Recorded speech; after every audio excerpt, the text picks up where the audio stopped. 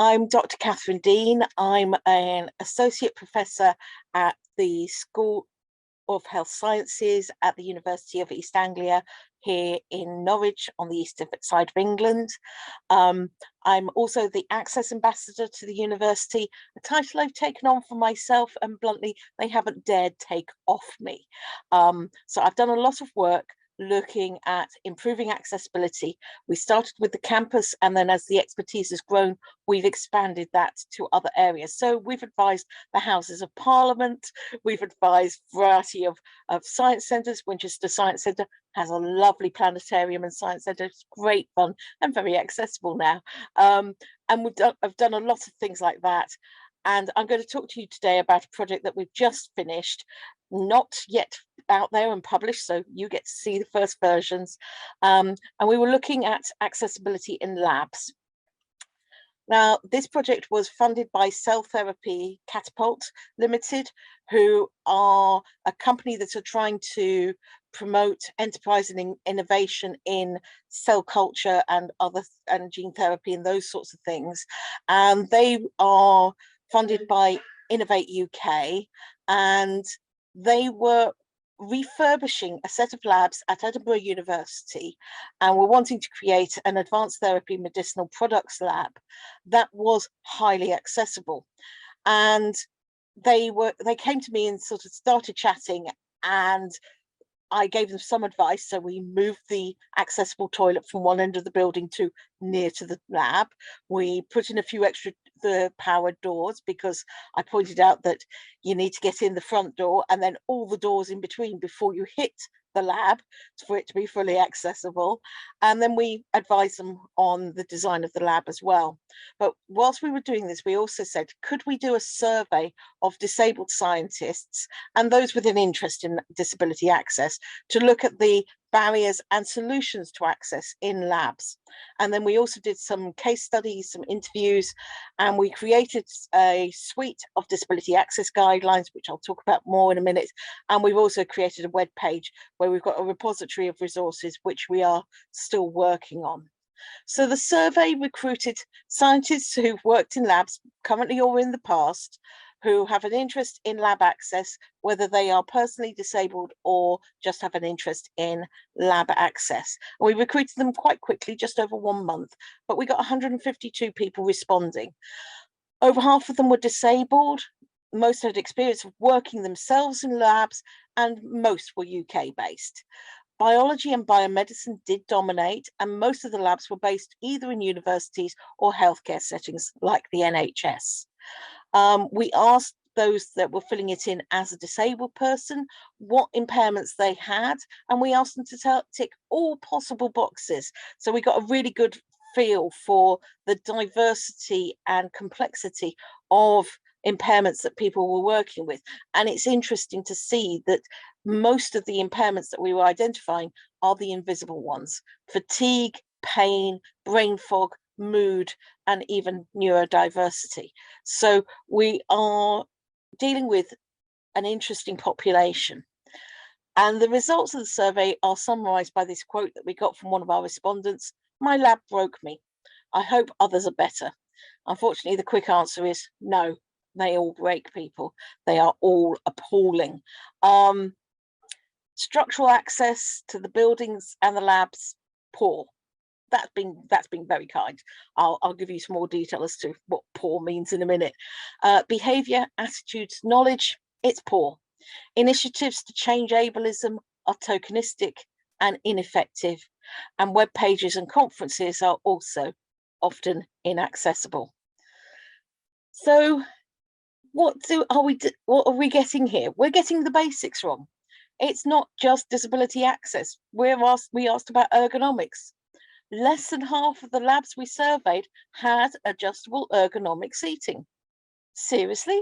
You don't even have a basic adjustable chair? And height adjustable furniture and equipment was pretty darn rare. Over 90% of labs did not have any height adjustability. Being the wife of a 6'2" husband, I know in very practical terms the impact this has on people. He's a lovely tech, and he used to, in a previous employer, go to pray to the god of the fume hoods, because the only way he could actually work within the fume hood was by kneeling in front of it. Not an acceptable, not a safe, and certainly not a dignified way of working, I think you'll all agree. But it's even worse. Basics things like toilets. Only 2/3 of the labs that we surveyed were actually in a building, the same building as an accessible toilet. Now think about that. That's a third of buildings that have a lab in them don't have an accessible toilet. You have to go out of that building and go to another building to find a toilet. And this is for people that often are having mobility issues, urgency and frequency issues. And you're seriously making them waste time and energy and discomfort and embarrassment potentially by making them go to another building to find a loo. And the toilets, when they're being provided, are fairly poor quality. So 26% of the toilets, only 26%, so a quarter of them actually had good visual access. So contrasting colour, I talk about white box loos where you can't even find, if you've got any visual impairment like me, you literally can't find the toilet because everything in the room is white. 12% of places did have a changing place accessible toilets. And if you don't know about these are larger toilets. They're about 12 meters squared is ideally the minimum size. And they have a hoist and a bench, as well as a really accessible toilet and all the rest of it. But so we were quite pleased with that. But obviously, quite a lot of the labs we were servicing are associated with hospitals. And so it's probable that actually it was the hospital that had the changing place. But it's next to the lab. That works. Mobility and sensory access. Right. So just under 90% of the buildings you can get into them. In other words, they have step-free entrances, but 82% of the labs don't. So as a wheelchair user, I can't get into 4 out of 5 labs just because they don't have step-free access.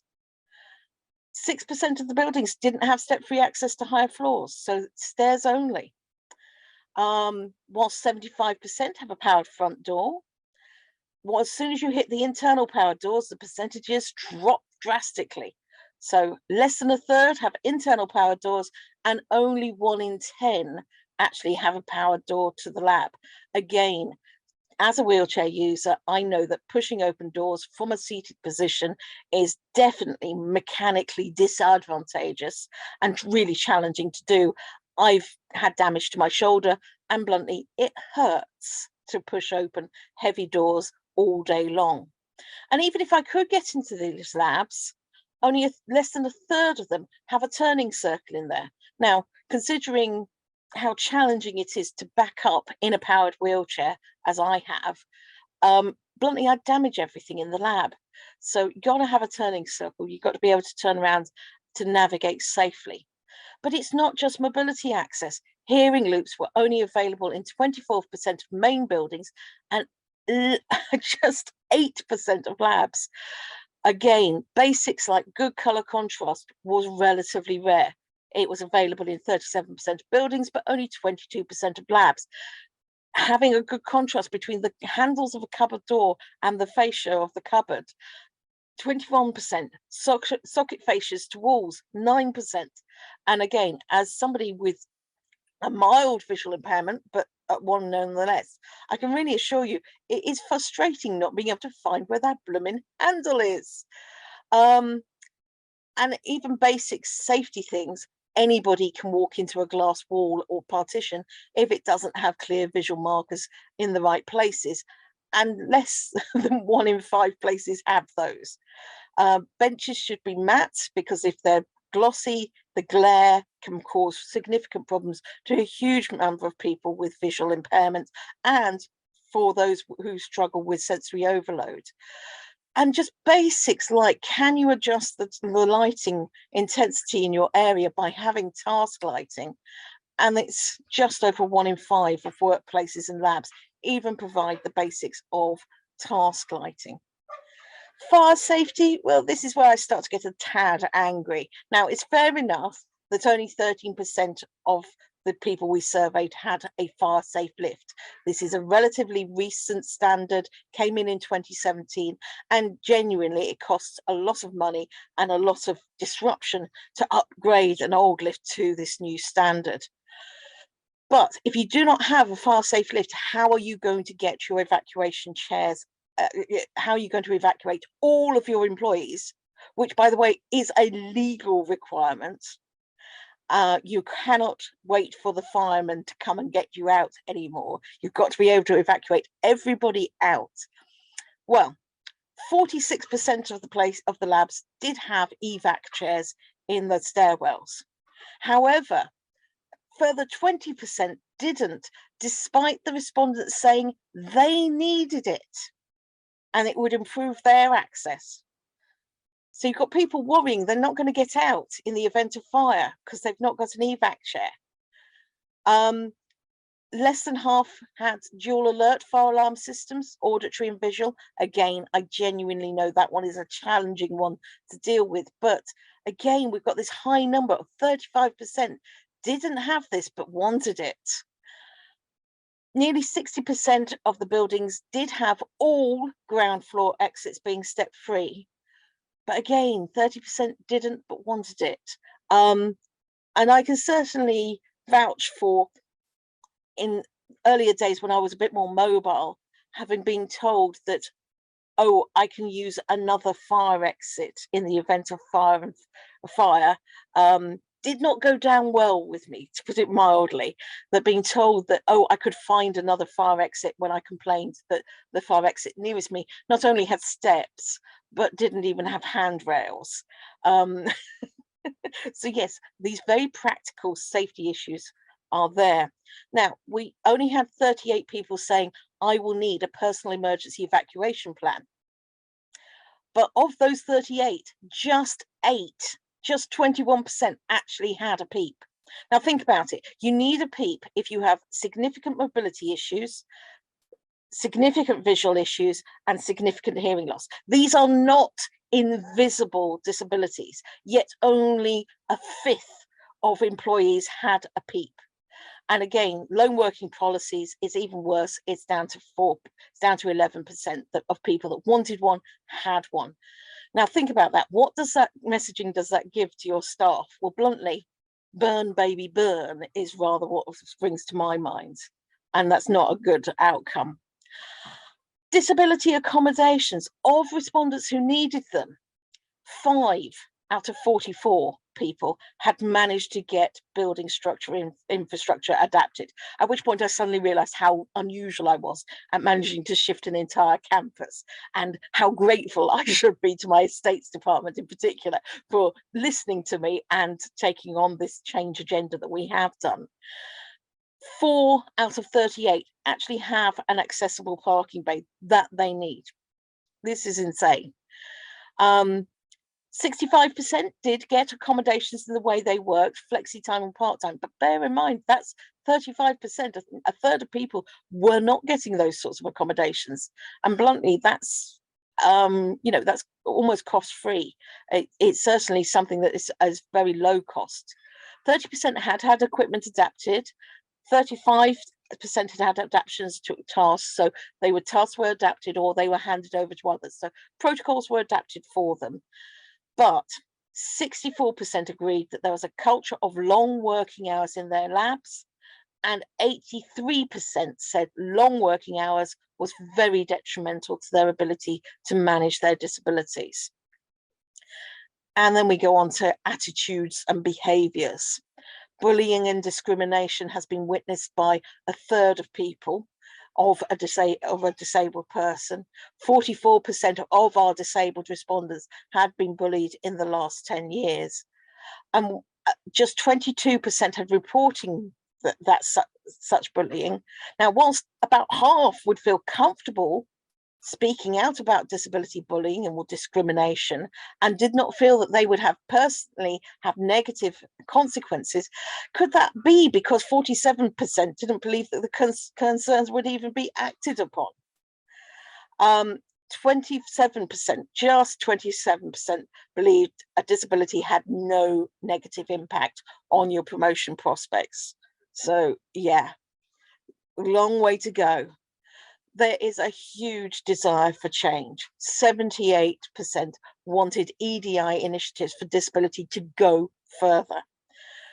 32% said they had seen successful EDI initiatives, but over half said actually the EDI initiatives they'd seen were tokenistic and ineffective. 88% of the respondents believe that grant funders need to require high access standards in the labs that they are building and refurbishing.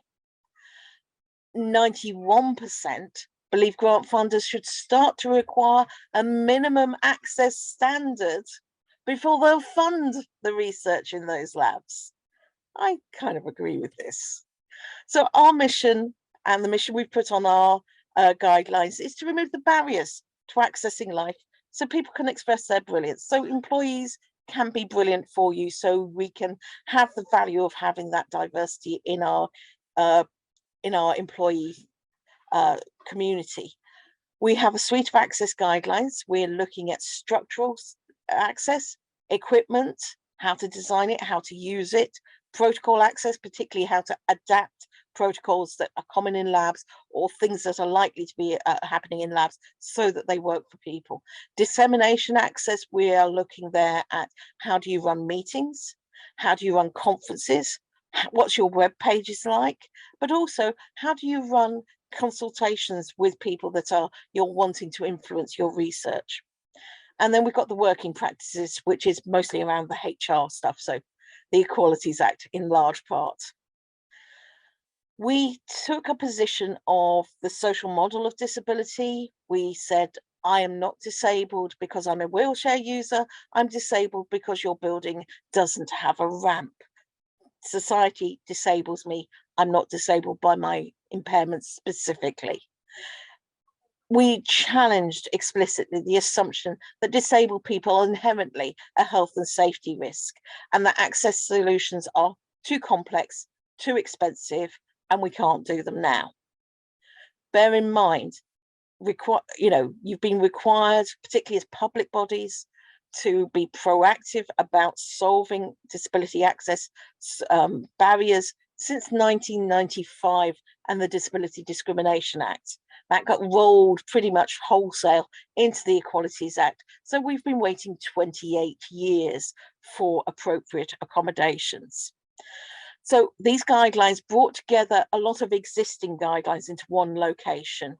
We did refine it with some of the data from the surveys and some of the information we got from the case studies, and we tried to make sure there were exemplars and context that was relevant to laboratories. We have had great interest in this. A full alphabet soup of the acronyms have been involved in this. So obviously the Catapult Labs guys, sorry, Catapult, not Catalyst, one of my flip overs that always happens, but the Catapult Lab guys are very interested in this. But funders like EPSRC, Innovate, UKRI, the Wellcome Trust, you guys obviously, but then we've got manufacturers, Panasonic, Tion, Tecan. We've got the contractors that build the labs, Iris Engineering and Technology, and then we've got started to get interest from the institutes and the societies, the Institute of Physics, Royal Society of Chemistry, etc. And we've barely advertised these yet. We really want to wait until we get the paper out of the survey so that we can really advertise it as this is evidence-based, this is logical, this is reasonable. There is a reason why we have done an entire suite of access guidelines to really cover the entire ecosystem of work. And we really want to emphasize that black swans do exist. In other words, it is entirely possible to build these sorts of labs. We built from scratch the new science building at the University of East Anglia. The pictures are there. And that is a building I'm incredibly proud of because it is really very, very highly accessible. There are no absolute barriers to access in it in structural terms. And there's only very minor niggles that I would like to get solved. The Universal Design Lab that's been built by Catapult up in Edinburgh is equally very high access. Again, there's a few niggles there. It's a clean room lab, so it's a very high spec for, you know, a laboratory in general anyway, but we then put in place, does it meet these access guidelines? And the answer is some, but not quite everything. They're going to go and hunt for extra money so they can put a hoist in the room where you're changing your clothes into clean room clothing. If you did have a wheelchair user, you would probably need to have a separate clean room wheelchair, things like that. But it's really important to start to have these facilities so that it allows us to try out equipment solutions, protocol solutions, and really prove that it is entirely possible to do this. By the way, the new science building was built on time and £1.25 million under budget. Building to this standard does not cost extra money, not in a new build. Retrofitting, I will admit, that's a whole different ballgame and rather an expensive one, often as not.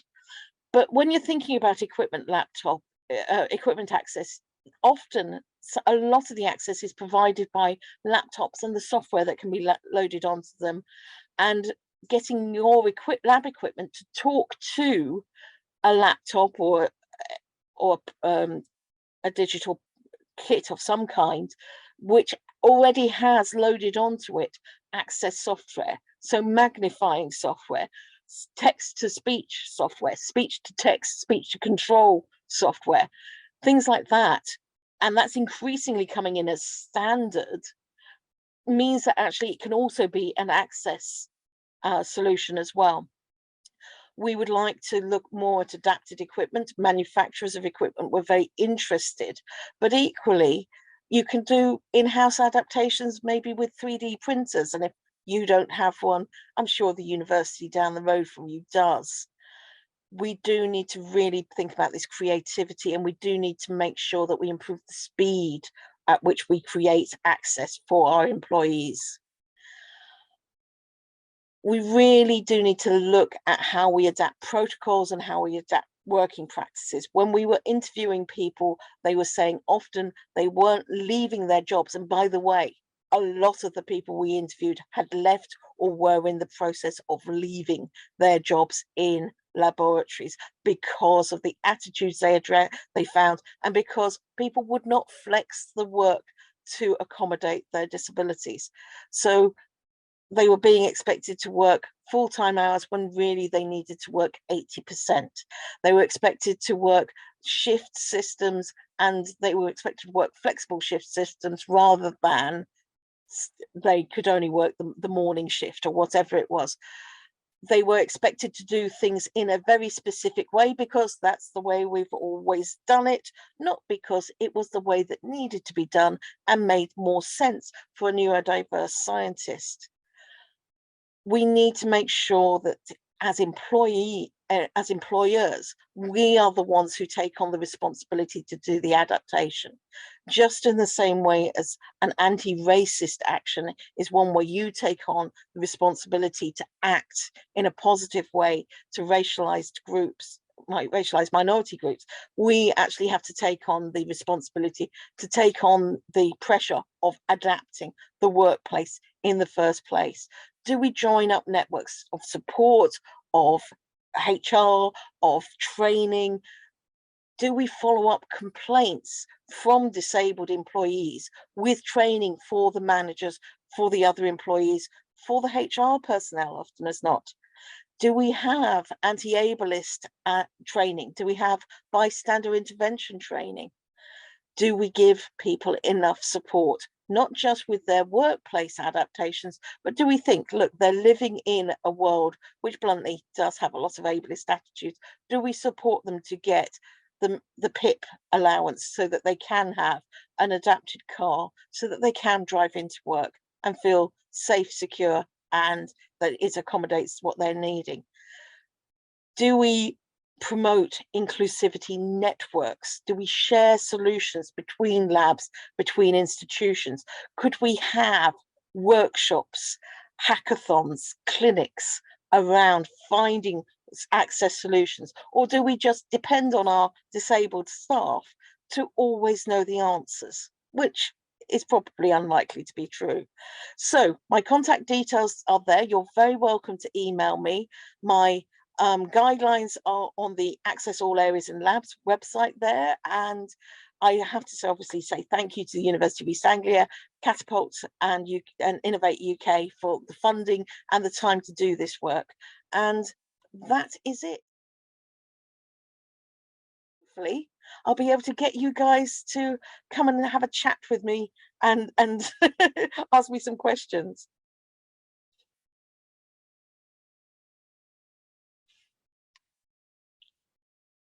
Thank you very much.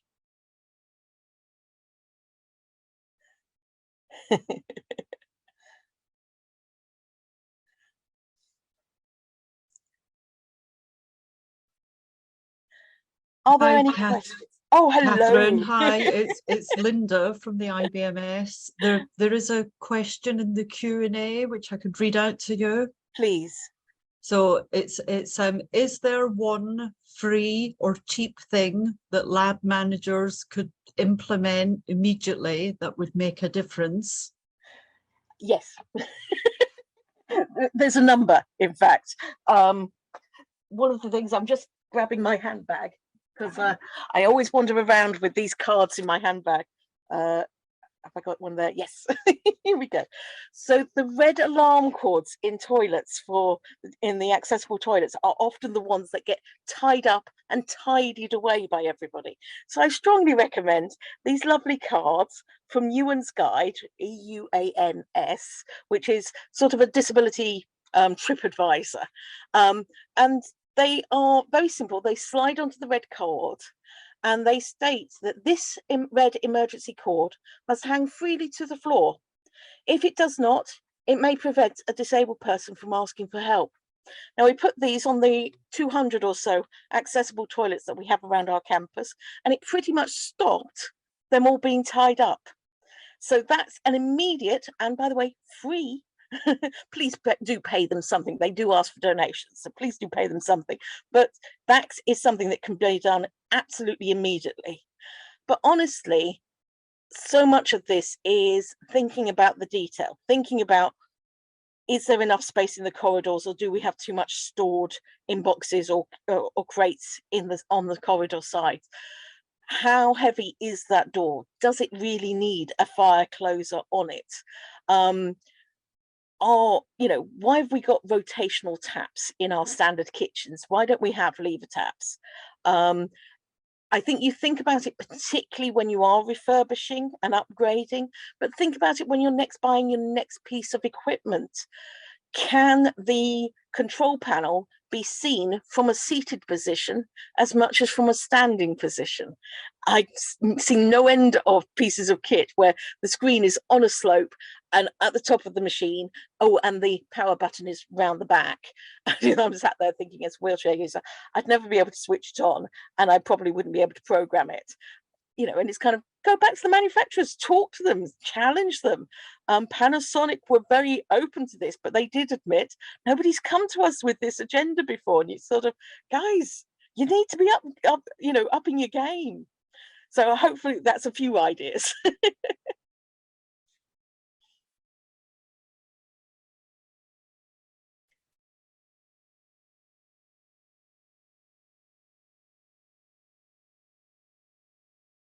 Okay, can't see any other questions.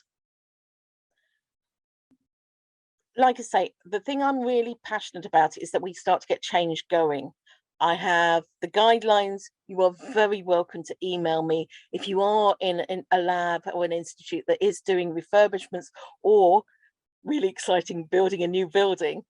Then please do get in touch. You will get a certain amount of free advice, and then we'll start talking consultancy fees. But bluntly, I really want to change the lab environment. I think we are desperate for talent in our labs, and we cannot afford to lose the disabled staff that we currently are losing at a rate of knots.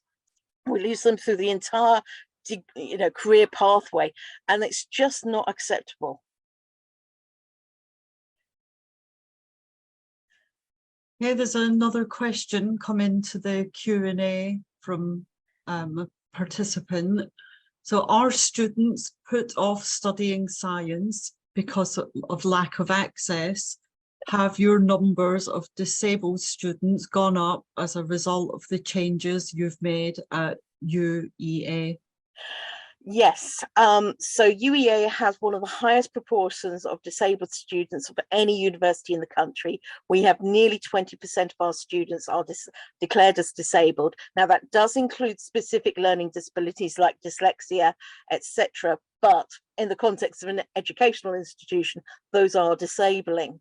But it's we do know that we get students to our university that couldn't go to any other university or have really struggled to find other universities that can accommodate their needs. So we're very proud of that. But we do feel that it's kind of unreasonable. That changing place toilet that I gave you a picture of, we've only got one. So effectively, we've got one toilet on the campus that if you're needing to wear the pads and things that you can use. Now, we do have accommodation with hoists and benches and things like that. So yes, you will have your room and then you will have one toilet on a campus with 200 buildings. Yay, that sounds fair, doesn't it? That sounds like an equitable student experience. Quick answer is yes, students absolutely are put off studying for science and wanting to do science. They are often told in schools, at university, they cannot have a career in science. Like I say, there is this long tradition of declaring us a health and safety hazard. If you need an assistance dog with you, then God, we can't have a dog in a lab. Well, actually, you can. I've got guidance on that, and it up to and including clean room. So, if you've got particularly the alert dogs, those are the guys. The navigation dogs less so, because if you're blind and you're in a lab with a good standard layout and people know not to move things around, then you can navigate fine with very limited vision. So you don't need your dog with you for navigation, but you would need your dog with you if you have diabetes that can't be well controlled, epilepsy, and a lot of other conditions where the dog is alerting you that there's a problem that we can't see ourselves. So there's a lot of possibilities and a lot of opportunities here. But yes, at the moment, we dissuade people entering into STEM. We don't have very much data on this, but academics in STEM is about 4% who are disabled. And of course, working age population, about 20% of the population are disabled. So there is a very, very large gap between the STEM academics and the real population. And that means that we do less good science. We are less representative. We think less about how we design our clinical trials, our medical research of all varieties, but also other types of research. Think about climate crisis, etc. You need disabled people informing that discussion, because as a wheelchair user, if I get told one more time to get on my bike, get on a bus, or have an allotment, I'll scream. It doesn't work for me as a disabled person. So we need that diversity of voices and perspectives to really inform all of science.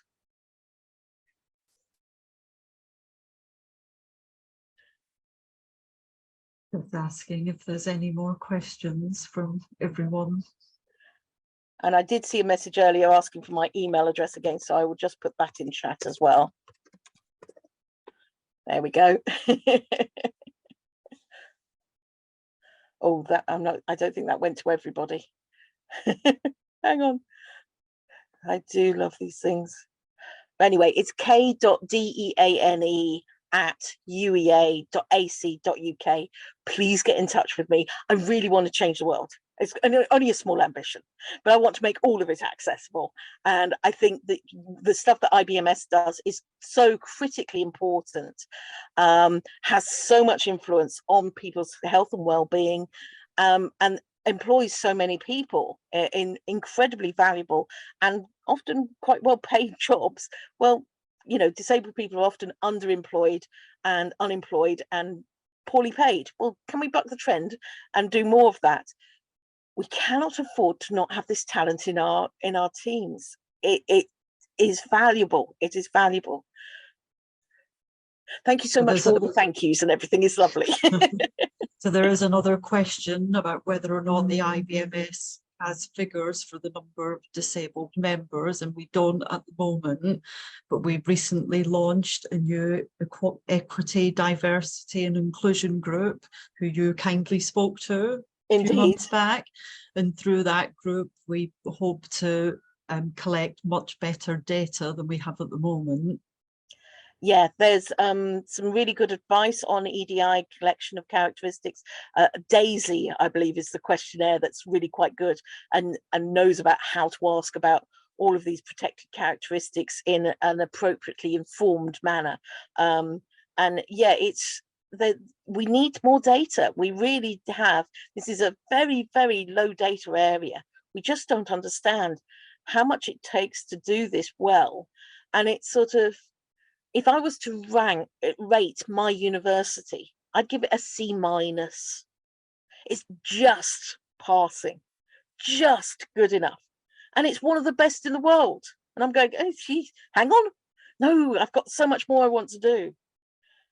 I've got so much more I want to have done. And that's where we're, and unfortunately at the moment, laboratories are E to F. They really are failing, and they're failing in a really unsafe way. And some of that lack of safety is not having personal emergency evacuation plans and things like this, which I found deeply shocking and really demonstrates that, you know, sociological, cultural ableism that we grow up with and how actively dangerous it really is to our employees in the end of it.